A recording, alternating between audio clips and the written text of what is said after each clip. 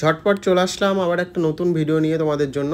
এটা একটা 2 পাউন্ডের চকলেট কেক ছিল 2 টায়ারের, আর যেটা জ্যাক জ্যাক বার থিমের কেক ছিল। তোমরা হয়তো অনেকেই নাম শোনোনি, আমিও প্রথম শুনেছিলাম যখন অর্ডার এসেছিলো। তো পরে যখন দেখলাম কার্টুনটা তখন আইডিয়া এলো যে এইরকম ধরনের হতে পারে। তো যাই হোক, কাস্টমার চেয়েছিল তো বানিয়েছি।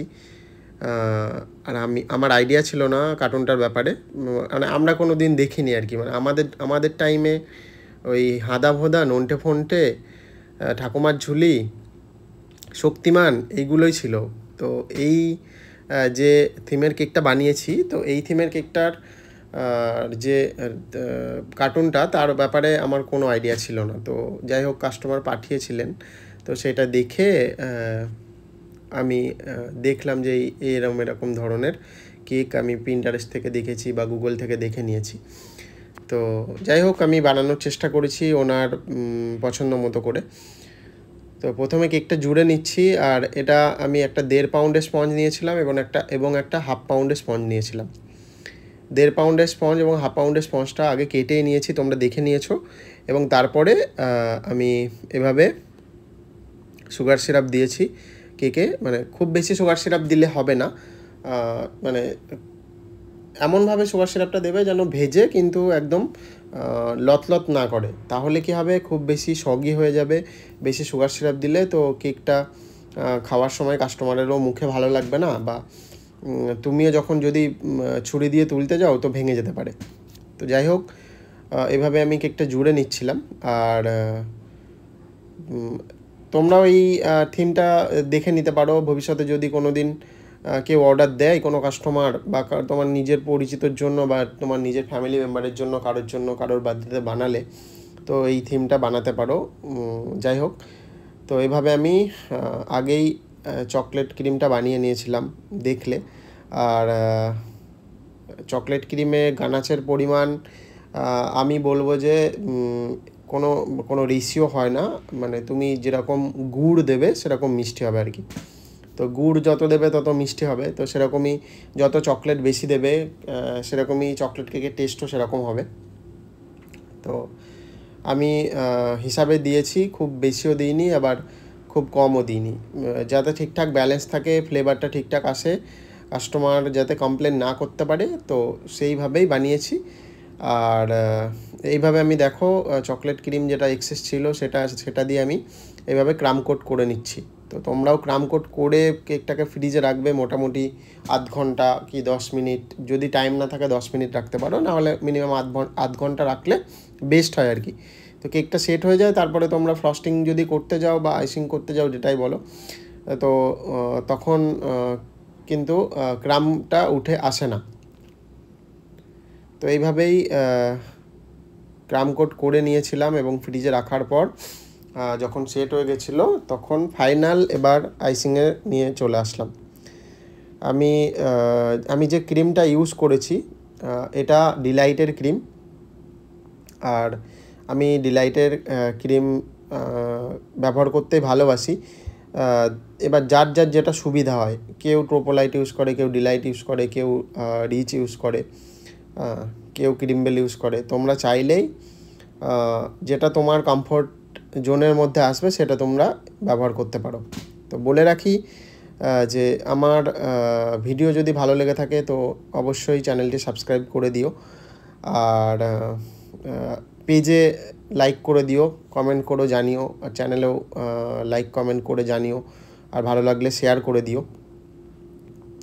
তো দেখো এইভাবে আমি ফল্ট লাইন হিসাবে টপটা আমি কিন্তু আর উপরের যে এক্সেস ক্রিমটা ছিল সেটা কিন্তু ছুরি দিয়ে আমি নিইনি, ডিজাইনটা এইভাবেই করেছিলাম। তার উপরে আমি এভাবে একটা রেড কালারের বর্ডার দিয়েছি। তো যেহেতু কেকটা রেড অ্যান্ড হোয়াইট কম্বিনেশনের মধ্যে কাস্টমার চেয়েছিলেন, তো আমি সেইভাবেই বানিয়েছি। আর এভাবে কেক কম দিয়ে আমি ডিজাইনটা করলাম। তো এটাই বলার যে কেক বানাতে চাইলে এভাবেই বানাবে, ফ্রস্টিং করবে ঠিকঠাক করে। আর আমি দেখো প্রথম পার্টটা হয়ে যাওয়ার পর আমি সেকেন্ড পার্টটা এভাবে ফ্রস্টিং করে নিচ্ছি। এটাও হোয়াইট ক্রিমের মধ্যেই ছিল। তো এটাও মানে প্রথম পার্টটা যেভাবে করেছি সেকেন্ড পার্টটাও সেইভাবেই সেম ডেকোরেশনই হবে, এক্সট্রা কোনো কিছু করিনি। আর এর উপরেও আমি রেড কালারের ক্রিম দিয়ে বর্ডার দিয়েছিলাম। আর যে টপার যেটা হয় সেটা কিন্তু আমি পিন্টারেস্ট থেকে খুঁজে কাস্টমারকে পাঠিয়েছিলাম, যে উনি আমাকে বলে দিয়েছিলেন যে এই এই প্রিন্টটা বার করে নিতে, আর সাইজটাও বলে দিয়েছিলেন। তো সেই হিসাবে আমি ওনার কথা মতো সেই সাইজেই আমি প্রিন্টগুলো করে নিয়ে আসি এবং সেই প্রিন্ট আউটের কাট আউটগুলো আমি কেকের উপর দিয়ে সাজাই। তো দেখো এইভাবে যখন তোমরা মানে উপরের যখন তোমরা কোনো 2 টায়ার কেক বানাবে, উপরে পার্টটা যখন লাগাতে যাবে, তো এইভাবে খুব সাবধানে কিন্তু তোমাকে উপরে পার্টটা নিয়ে কেকের উপরে লাগাতে হবে। না হলে কি হয়, অনেক সময় পড়ে যাওয়ার চান্স থাকে। এটা কিন্তু খুব সাবধানে করতে হবে, কোনো রকমভাবে একটু ভুল করলেই কিন্তু কেকটা খারাপ হওয়ার চান্স থেকে যাবে। তো সেই জন্য খুব সাবধানে তোমরা করবে কাজটা। আর দেখো এইভাবে আমি খুব বেশি ডাওয়েল ব্যবহার করিনি, একটাই ডাওয়েল দিয়েছিলাম। আর এরপর আমি যে কাট আউটগুলো ব্যবহার করেছি সেটা আগেই কেটে রেখেছিলাম এবং সেগুলো এক এক করে সাজিয়ে দিচ্ছি। আর আমি এই গ্লাভসটা খুলে দিলাম, কারণ গ্লাভসের প্লাস্টিকটা কেকের গায়ে লাগছিল, তো সেক্ষেত্রে কেকটা নষ্ট হচ্ছিল। তো আমি সেই জন্য খুলে দিলাম এবং টপারটা এভাবে লাগিয়ে দিলাম, এক এক করে সব লাগিয়ে দিয়েছি। আর আবারও বলে রাখি যে এইভাবেই আমি একটার পর একটা ভিডিও দিচ্ছি তোমাদের জন্য, খুব কষ্ট করে ভিডিও বানাচ্ছি। তো অবশ্যই তোমাদের কাছে সহযোগিতা চাইবো, যে কেমন লাগলো অবশ্যই একটা যেন কমেন্ট করে জানিও, একটা লাইক করে দিও, আর ভালো লাগলে তো অবশ্যই সাবস্ক্রাইব করে দেবে তোমরা। আমি কেকের ভিডিও দিচ্ছি, রান্নার ভিডিও নিয়ে আসবো, যেগুলো আমি যখন গ্রামে যাব বা আমি যখন সময় পাবো এখানে যেখানে থাকি, তো সব রকম ভিডিও আমি নিয়ে আসবো। তো তোমরা দেখো কেমন লাগে, আর আমার চ্যানেলটা ঘুরে যেও, নতুন চ্যানেল, বা এই পেজে যদি ভালো লাগে তোমার সব জিনিস, আমার কেক বানানো বা রান্নার ভিডিও তোমাদের যদি ভালো লাগে, অবশ্যই লাইক কমেন্ট করে দিও, আর ফলো করো বা সাবস্ক্রাইব করে দিও।